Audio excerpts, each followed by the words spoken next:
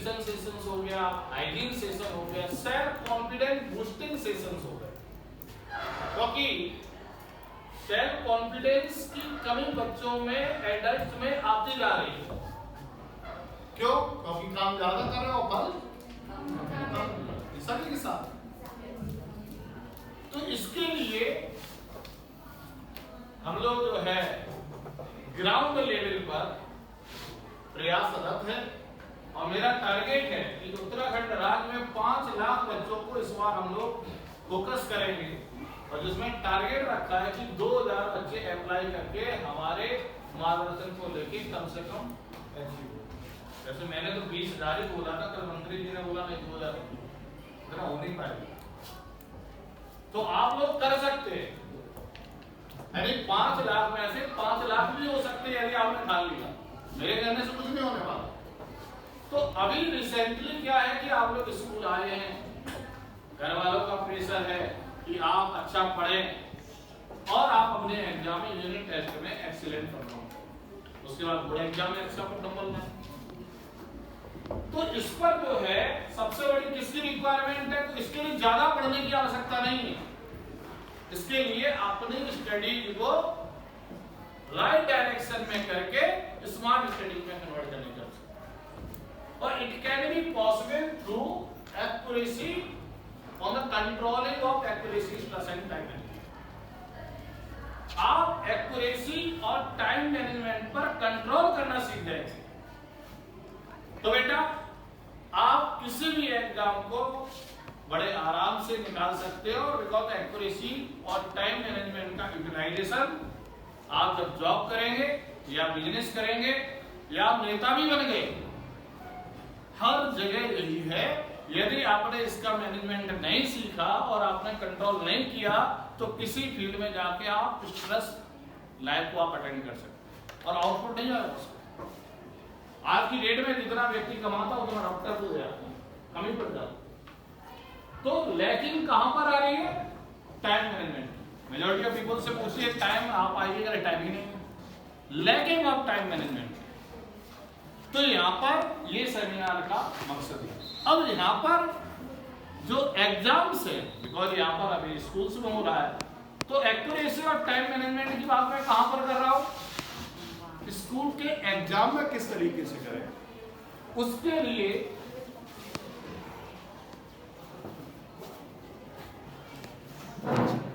रामबाण गाइडेंस को यदि आप फॉलो करते हैं, इसके लिए बहुत ज्यादा सबसे पहले आपको ही लगना पड़ेगा। यदि आप अपने अंदर चेंज चाहते हैं तो आपको लगना पड़ेगा और इसके लिए एक सपोर्ट आपको चाहिए। वो सपोर्ट हम दे रहे हैं, मैम दे रही हैं, जो भी आपकी क्लास टीचर्स हैं, सब्जेक्ट टीचर्स हैं, वो आपको प्रोवाइड कर रहे हैं। तो नंबर फर्स्ट आप समझिए रामबाण गाइडेंस का मतलब क्या है। राम और रावण का युद्ध आपने सुना, दशहरा तो सभी लोग सेलिब्रेट करते हैं। क्या करते हैं आप लोग उस दिन? रावण देखने जाते हैं। फिर क्या होता है? रावण जलता है, फिर जलता है, फिर आप जो है खा पी के आ जाते हैं। लेकिन उसका मतलब क्या है? वो एनालाइज किया, बुराई पर अच्छाई की जीत। तो बुराई पर अच्छाई की जीत किसने की? राम। ये बात भी इन्होंने बहुत अच्छा बोला। तो राम ने ऐसा क्या किया जो ग्रेट हो गए?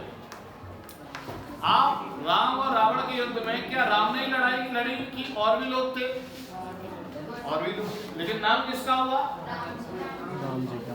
आप चाहते इस क्लास में जितने बच्चे पढ़ रहे हैं और आप चाहते अपना नाम करना चाहते हैं तो आपको राम की कंडीशन को फॉलो करना पड़ेगा। क्या है उसको थोड़ा सा एनालाइज करिए और फिर हम इन पॉइंट को डिस्कस करेंगे। सबसे पहले राम ने कम समय के लिए युद्ध लड़ा, उनकी सेना ने ज्यादा लड़ा, लेकिन नाम किसका हुआ? इसका मतलब आपको ज्यादा पढ़ने की आवश्यकता नहीं है, मिनिमम स्टडी आपको करनी है। अब दूसरा देखिए, राम का जो टारगेट था और राम के साथ जितनी सेना थी सभी का टारगेट यही था कि रावण को मारना है। लेकिन राम और अदर जो सेना थी उन दोनों में जो डिफरेंस था, राम जो हिट कर रहे थे, जो तीर को छोड़ रहे थे, वो रावण की नाभि पर फोकस कर रहे थे। क्योंकि विभीषण ने बताया था कि नाभि पर जब तक नहीं मारोगे तो रावण नहीं मरेगा, ये पता है ना।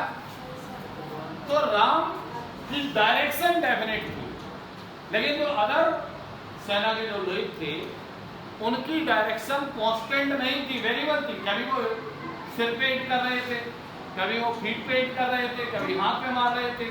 तो उससे रावण क्या टारगेट पूरा होगा? नहीं। तो आप लोग अपनी स्टडीज को, राम की पहली कंडीशन क्या है कि राइट डायरेक्शन में आप स्टडीज को स्विच करें, यानी इसी को हम बोलते हैं स्मार्ट स्टडी। कि आप लोग बहुत ना पढ़े, लेकिन यदि आप राइट डायरेक्शन में यदि आप पढ़ते हैं तो आपको राम की तरह आप टॉप रैंकर बन सकते हैं। अब दूसरा पॉइंट क्या है, ये भी बड़ा इंपॉर्टेंट है। यदि आपने मैम ने पढ़ाया या सर ने जो भी कॉन्सेप्ट पढ़ाया और आपको समझ में आ गया, लेकिन जब तक एग्जाम आता है तब माइंड से स्किप हो जाता है। अब इसका देखिए दूसरे आप राम को एनालाइज करते हैं। पीछे ये बच्चे को सीधा बैठा के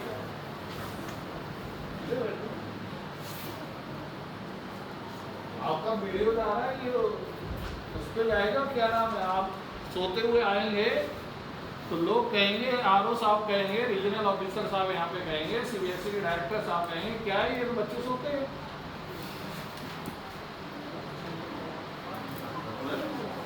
तो please you maintain your discipline. अब यहां पर आप देखिए दूसरा पॉइंट कि यदि मान लीजिए राम और रावण के बीच का डिस्टेंस मान लीजिए 200 मीटर और एरो उन्होंने राइट डायरेक्शन में छोड़ा और वो 100 मीटर पर जाकर रुक गया, तो क्या टारगेट पूरा होगा? नहीं होगा। तो किस चीज की कमी आ रही, थोड़ा सा एनालाइज कीजिए आप।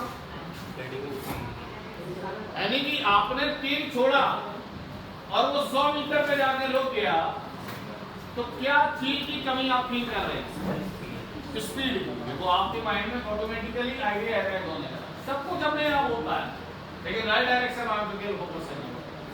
स्पीड की कमी है, मतलब पावर की कमी है कि हमने ज्यादा पावर के साथ उसको छोड़ा नहीं।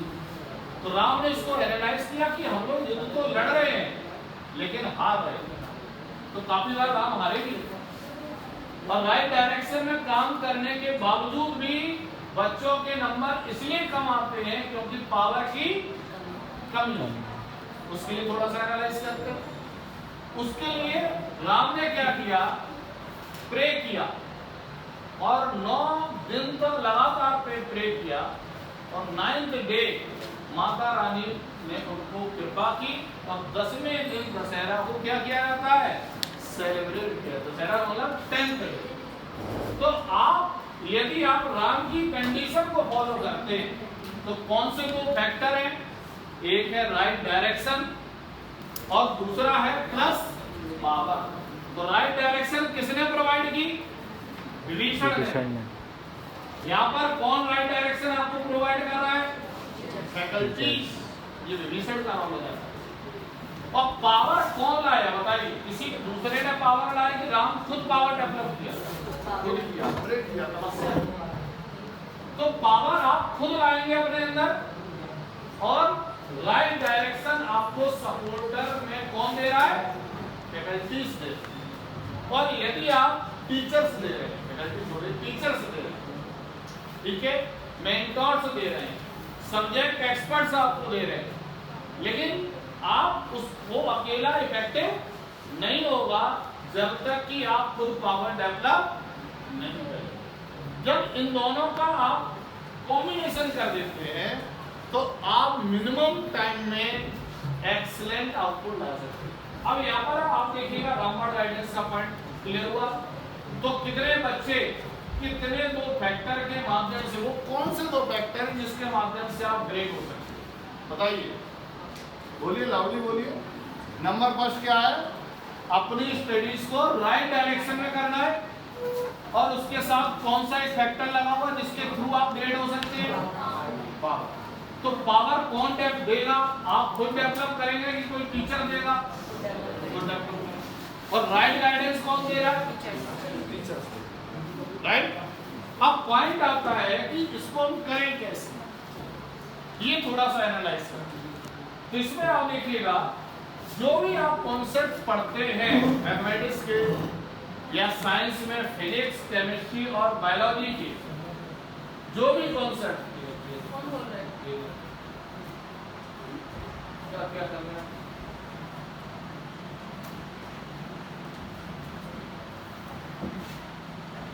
तो यहां पर जो भी कॉन्सेप्ट आप अलग अलग सब्जेक्ट्स के जो पढ़ते हैं, उसे आप नंबर लाने के मकसद से आपका अटेंशन होता है अच्छे नंबर आने, और वहां पर हो जाती गड़बड़ी। आपको ये सोच नहीं लानी है कि नंबर अच्छे लाने हैं। यदि आपकी ये सोच होगी तो कंसेप्ट क्लियर नहीं होगा। कंसेप्ट क्लियर नहीं होगा तो रिवीजन करना पड़ेगा, और रिवीजन करके तो आप लिख तो सकते हो लेकिन अप्लाई नहीं कर सकते। तो आपका आउटपुट क्या होगा?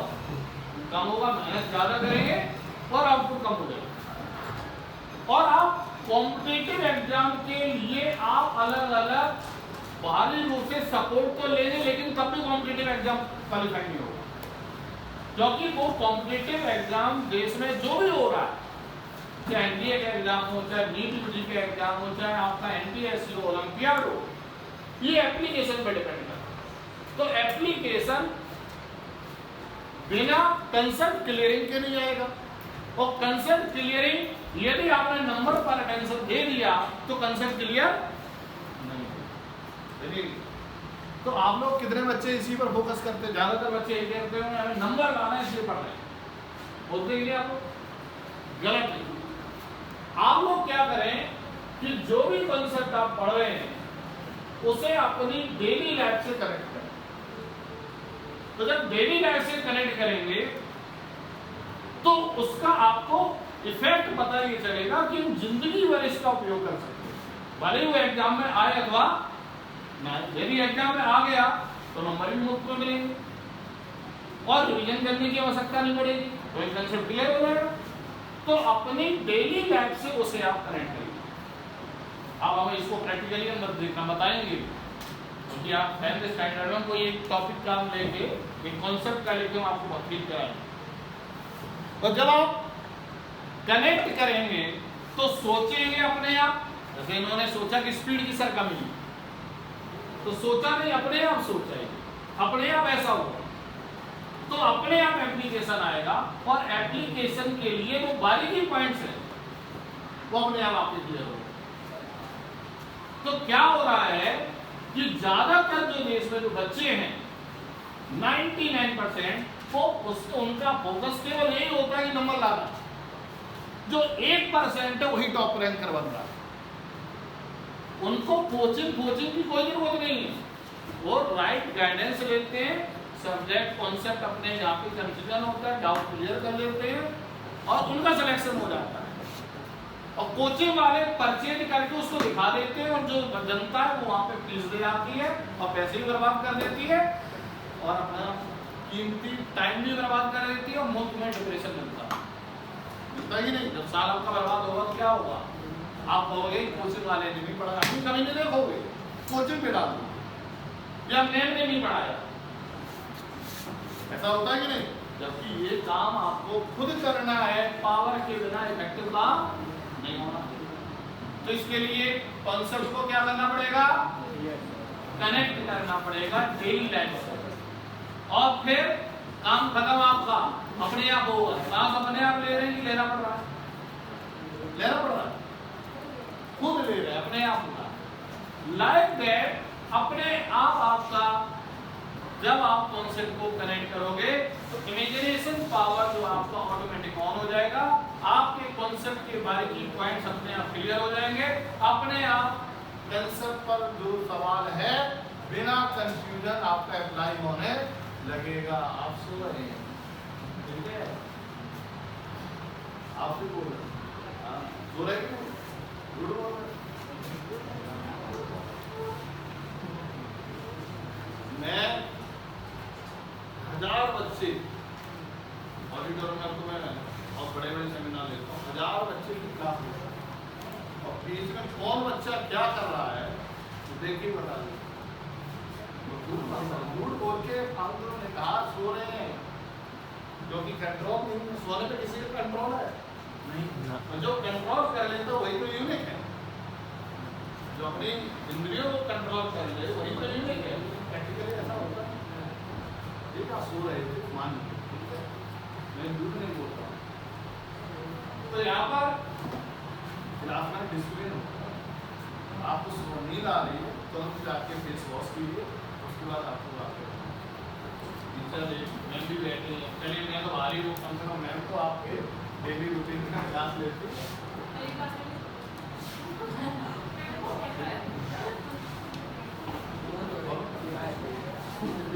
अब पॉइंट आया, पॉइंट आप देखिए।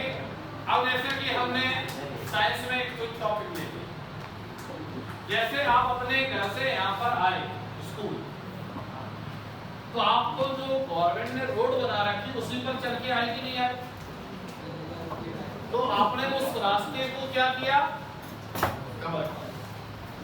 ठीक, और जब आप रास्ते को कवर किया टाइम के रिस्पेक्ट पे, तो आपको बॉडी, आपकी बॉडी को क्या मिला बताइए, सोचिए जरा, क्या मिला बेटा? जब आप रास्ते को जो पाथ है उसको आपने कवर किया, 10 मिनट तक दौड़ के आ रहे थे, जब आपके पास 1 घंटा है तो आप धीरे धीरे आ रहे हैं, तो आपकी बॉडी को ऐसा करने से क्या मिला? आपकी बॉडी को मोशन मिला। क्या मिला? मिला कि नहीं? इसका मतलब मोशन किसकी देन है? Path covered with respect to. आप डेली करते ही नहीं है, क्या इसके बिना कोई बच्चा रह सकता है? No sir. कनेक्ट किया हमने। और जब आप पाथ को कवर कर रहे हैं तो ध्यान दीजिएगा, जो पाथ आपने कवर किया, मान लीजिएगा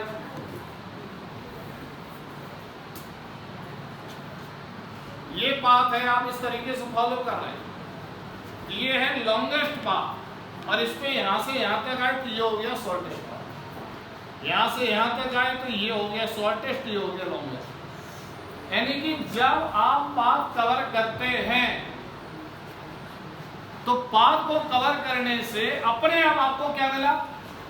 मोशन मिला। और जब मोशन मिला तो आपने एनालाइज किया कि लॉन्गेस्ट पाथ कवर किया और एक क्लियर हुआ जी ने प्रैक्टिकली ऐसा ऑलरेडी। अब इनका दोनों का नाम अलग अलग रख दिया। लॉन्गेस्ट पाथ का नाम क्या दे दिया? डिस्टेंस, और शॉर्टेस्ट पाथ का नाम क्या दे दिया? डिस्प्लेसमेंट। यानी कि जब आप पाथ कवर कर रहे हैं, ध्यान दीजिएगा, बच्चे बहुत सोचते हैं टीचर भी सो रहे हैं,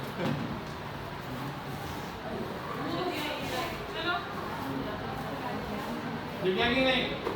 तो जब आप पाथ कवर कर रहे हैं, मेरी आवाज इतनी तगड़ी है, उसके बावजूद भी आप सो रहे हैं।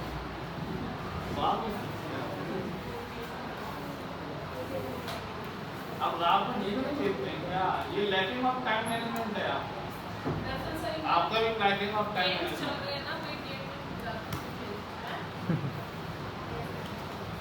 आगे बेटा समझ आगे।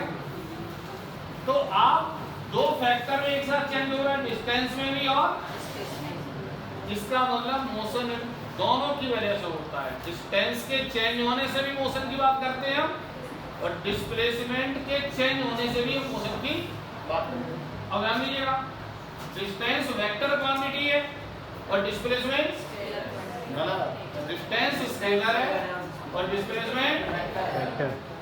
अब दोनों क्वांटिटी अलग, इसलिए इसका नाम अलग रखना पड़ेगा और इसका नाम। और डिस्टेंस के अनुसार यदि हम बात करते हैं मोशन की, तो उस मोशन का नाम हम स्पीड दे देते हैं, और जब डिस्प्लेसमेंट वेक्टर के चेंज होने से यदि मोशन की बात करते हैं तो उसका नाम क्या दे देते हैं? आप बताइए डेली यूज करते हैं कि नहीं? अब ऐसा 2-4 बार जब आप फील कर लोगे तो रिवीजन करने की आवश्यकता नहीं पड़ेगी, और आपका इसका जो की पॉइंट्स है वो आपके क्लियर होंगे। की पॉइंट्स का जिनको बोलते हैं बारीकी पॉइंट्स। और जब उसे आप फॉलो करोगे तो आपके सवाल बिना किसी कंफ्यूजन के निकलने लगे। तो इस तरीके से कॉन्सेप्ट को क्या करें आप समझें, और समझने के बाद बारीकी पॉइंट्स को जरूर लिखें, राइट। अब यहाँ पर हम दूसरा कंसेप्ट बताते हैं। देखिए डेली लाइफ में अभी हमने बताया राम और लक्ष्मण। राम में क्या था, डेफिनेट डायरेक्शन थी और मैग्नीट्यूड कांस्टेंट था। लक्ष्मण की किसे मारना चाहता था, रावण को, उसका भी मैग्नीट्यूड कांस्टेंट था लेकिन डायरेक्शन कांस्टेंट नहीं। तो राम को हम बोल देते हैं वेक्टर और लक्ष्मण को बोल देते हैं स्केलर। तो वेक्टर में क्या डिफरेंस है बताइए बेटा। वेक्टर में क्या कौन फैक्टर है, मैग्नीट्यूड और डायरेक्शन, लेकिन दोनों कैसे हैं, कांस्टेंट। स्केलर में क्या है, मैग्नीट्यूड कांस्टेंट और डायरेक्शन कैसी है, वेरिएबल है। अब इसको अप्लाई करते हैं। देखिएगा सवाल अपने आप लगता है। यदि मान लीजिए वायर है, स्ट्रेट वायर है और मैंने स्विच ऑन किया तो 2 एम्पीयर का करंट चल रहा है। अब उसी वायर को हमने टेढ़ा मेढ़ा कर दिया। अब बताइए करंट 2 एम्पीयर चलेगा कि 2 एम्पीयर से ज्यादा, सोचिए वायर वही है, वही चलेगा लेकिन डायरेक्शन कैसी करेगी। तो किस कंडीशन को फॉलो कर रहा है, वेक्टर की स्केलर हो रहा है, जो आपके आंसर अपने आना। इसका मतलब है कि यदि आप इस प्रोसेस के थ्रू यदि आप कॉन्सेप्ट को समझते हैं किसी भी सब्जेक्ट को, हमने किसकी बात कर दी, फिजिक्स की बात कर दी। अब हम पॉलिनोमियल की बात करेंगे, मैथमेटिक्स में बात कर देते हैं। आप कहेंगे मैथमेटिक्स में ऐसा होता नहीं, बहुत अच्छे कहते हैं। आप जब सड़क पर चल रहे हैं और एक बहुत बड़ी बिल्डिंग आ गई तो आप टॉप ऑफ बिल्डिंग में कोई मान लीजिए फ्लैग लगा हुआ है और उसको आप वॉच कर रहे हैं, ऑब्जर्व कर रहे हैं, क्या करते हैं बताइए, सोचिए जरा। चल रहे बिल्डिंग के ऊपर की तरफ देख रहे हैं तो क्या करते हैं, इस तरीके से देखते, ऊपर की तरफ देखते। तो लाइन ऑफ साइट आपका जो है इस तरीके से फॉर्म हुआ और वो हॉरिजॉन्टल से कुछ ना कुछ एंगल बनाएगा, राइट। तो क्या बन गया, एंगल ऑफ एलिवेशन। आप टॉप ऑफ बिल्डिंग पर खड़े हैं और नीचे के ऑब्जेक्ट को देख रहे हैं तो डेफिनेशन हो गया। अब आप चाहते हैं कि डिस्टेंस निकालें कि ऑब्जेक्ट हमसे कितनी दूरी पर है, ये हम देखना चाहते हैं। तो आप देखिए इसके करस्पॉन्डिंग हमेशा कौन सा ट्रायंगल बनता है, राइट एंगल ट्रायंगल बनता है। और उसकी मैग्नीट्यूड को निकालने के लिए, डिस्टेंस को निकालने के लिए हम लोग ट्रिग्नोमेट्री का यूज कर रहे हैं। तो बताओ डेली लाइफ में यूज हो रहा है कि नहीं, हो रहा है कि नहीं। इसी तरीके से पॉलिनोमियल, यदि मैं पॉलिनोमियल आपको दे दूं तो हमें लगता है कि एक भी बच्चा राइट पॉलिनोमियल पे क्लिक नहीं करता है, एक भी बच्चा, ये गारंटी साहब x + 1y x + 1 बताइए पॉलिनोमियल है कि नहीं। बहुत सीधी सवाल मैंने पूछा, x + 1y x + 1 it is a polynomial और नॉट है, नहीं क्यों कर सकते हैं। क्या है पॉलिनोमियल की कंडीशन, पॉलिनोमियल हम पढ़ते क्यों, पहली बात आती है। और पॉलिनोमियल की इक्वेशंस क्या होती हैं, क्योंकि जब हम इक्वेशंस को सॉल्व करते हैं, यदि दो अननोन है, कोई भी सवाल आया, कोई भी सोसाइटी में कोई एक्टिविटी हुई, उसमें दो अननोन है, उसके करस्पॉन्डिंग दो इक्वेशन बनेंगे और इक्वेशन पॉलिनोमियल से थ्रू बनती है, इसलिए हमें बेसिक पॉलिनोमियल का कंसेप्ट दिया। पॉलिनोमियल हमेशा एक वेरिएबल के टर्म्स में भी हो सकती है, 2 के टर्म्स में भी हो सकती है, 3 के टर्म्स में भी हो सकती है, 1000 के टर्म्स में भी हो सकती है। मान लीजिएगा कोई एक्टिविटी हो रही है और वहां पर 2 प्लेयर चेंज हो रहे हैं, वेरिएबल क्या है, प्लेयर। अब उसके टर्म्स में हम कोई रिजल्ट निकालना चाहते हैं तो वहां पे इक्वेशन बनानी पड़ेगी और इक्वेशन का मतलब पॉलिनोमियल बनानी पड़ेगी। तो पॉलिनोमियल में 2 वेरिएबल भी हो सकते हैं, 4 भी, 10 भी, 100 भी और 1 भी, क्लियर। लेकिन आइडेंटिटी उसकी टर्म्स और कंडीशन क्या होगी, वेरिएबल की जो पावर है वो हमेशा पॉजिटिव इंटीजर होनी चाहिए, क्या होनी चाहिए। अब हमने क्या बोला, x + 1y x ऊपर ले जाते तो एक्स पावर -1 आ गया, तो क्या हो गया, नेगेटिव इंटीग्रल, फेल हो गया, राइट। और उस जो वेरिएबल के जो कोफिशिएंट है बेटा वो रियल नंबर होगा, क्या होना चाहिए, रियल नंबर। यदि ये दो कंडीशन सेटिस्फाई हो रही हैं तो पॉलिनोमियल है, अन्यथा पॉलिनोमियल। तो जब पॉलिनोमियल नहीं तो इक्वेशन भी नहीं होगी, तो जब इक्वेशन नहीं होगी तो जो अननोन है उनको मैथमेटिकली सॉल्व नहीं कर सकते। तो आप क्या करें, कॉन्सेप्ट पर फोकस करें, कॉन्सेप्ट को कनेक्ट करें डेली लाइफ से, तो कंसेप्ट क्लियर हो जाएगा, बारीकी पॉइंट्स आपके क्लियर हो जाएंगे, और बारीकी पॉइंट्स क्लियर होने के बाद आप उसे फॉलो करके अपना आंसर निकाल सकते हैं। तो मैंने अब आता है अगला पॉइंट जो बहुत इंपॉर्टेंट आपके बोर्ड एग्जाम के प्रति, how to write a step by solution of the problem. 4 number का सवाल आया और 4 में से भी आपके 1 नंबर आ जाते हैं तो आप टीचर्स को कंप्लेन करते हैं कि हमारा सवाल सही था, आपने 1 नंबर दिया। तो दूसरे पे गलती है।